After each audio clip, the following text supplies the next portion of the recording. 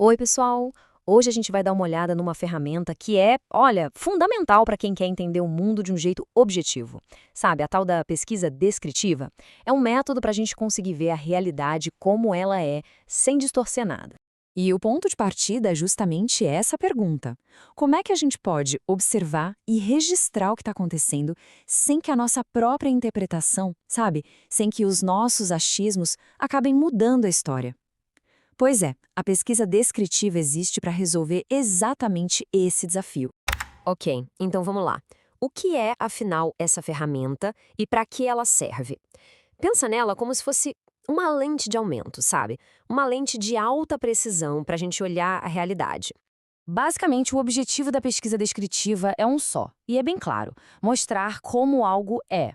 Ela não está preocupada em explicar por que as coisas acontecem, mas sim em mapear as características, medir a frequência com que algo ocorre e organizar os fatos de um jeito totalmente objetivo. E aqui fica muito clara a fronteira do método, né? A pesquisa descritiva se concentra no o que, como e com que frequência. Já as perguntas sobre por quê, ou quais são as causas, bom, isso aí já é assunto para outro tipo de pesquisa, a explicativa. Manter essa separação é essencial. E olha, não vamos confundir isso com uma observação qualquer, do dia a dia. Não, ela é super estruturada, planejada do começo ao fim. A objetividade é a regra de ouro. Tudo se baseia em dados concretos, que podem ser tanto números, ou seja, quantitativos, quanto descrições bem detalhadas, que são os dados qualitativos.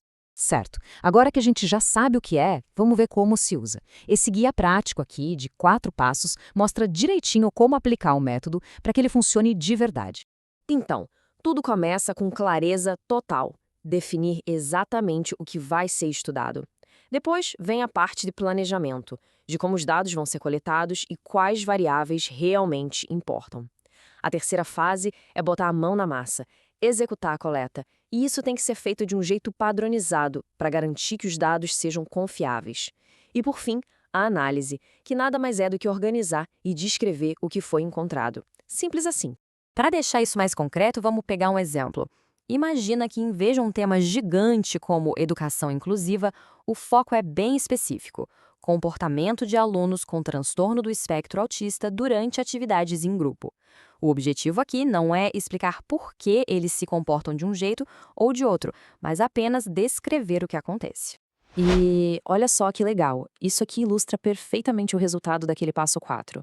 Os dados brutos que foram coletados com todo o rigor agora são transformados em algo claro, visual. A gente poderia dizer, por exemplo, que 60% dos alunos observados mostraram participação constante nas atividades. Isso é um fato, não é uma interpretação. Agora, atenção aqui.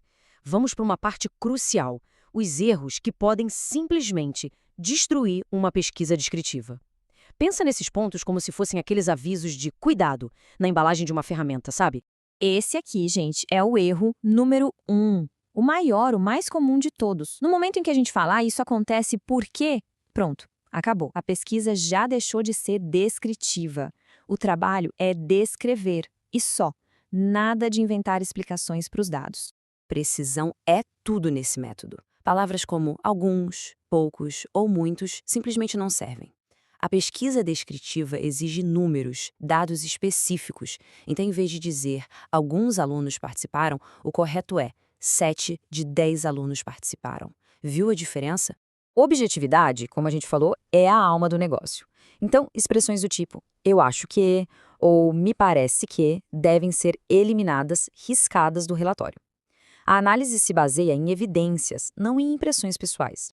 E além desses três, tem outros deslizes bem graves, como, por exemplo, não ter um padrão na coleta, tipo, cada dia coletar os dados de um jeito diferente. Ou então, não definir direito o que se está medindo, ou ter registros faltando informação. Consistência, gente, é a palavra-chave para ter um resultado que vale alguma coisa.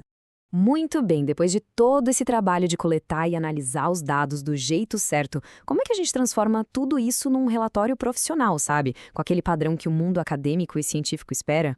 A estrutura é bem direta, na verdade. A gente começa com uma introdução para dar o contexto do problema, depois detalha a metodologia, explicando direitinho como a pesquisa foi feita. A parte de resultados é para mostrar os dados, e na discussão a gente aponta os padrões que encontrou. mas lembrando sempre, sem ferir causas. E por fim, a conclusão que resume tudo que foi achado. E olha só a diferença que isso faz na prática. A linguagem científica troca a nossa interpretação pela descrição do fato. Então, em vez de dizer que um aluno ficou bravo, que é uma interpretação nossa, a gente descreve o que foi observado. O aluno elevou o tom de voz. A subjetividade sai de cena e entra a precisão. Bom, estamos chegando ao final do nosso papo. Se tivesse uma única coisa para guardar de tudo que a gente conversou, seria este princípio, a ideia central que guia toda e qualquer pesquisa descritiva. Então, a regra de ouro é essa: ter a disciplina de se manter nos fatos.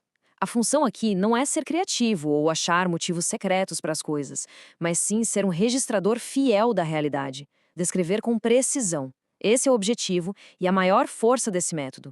E para fechar, fica essa reflexão. Com essa ferramenta em mãos, qual fenômeno aí, ao nosso redor, que talvez mereça ser olhado com mais clareza, com mais precisão? A pesquisa descritiva é um convite para a gente enxergar o mundo com outros olhos, de um jeito mais estruturado. A grande questão é, por onde começar?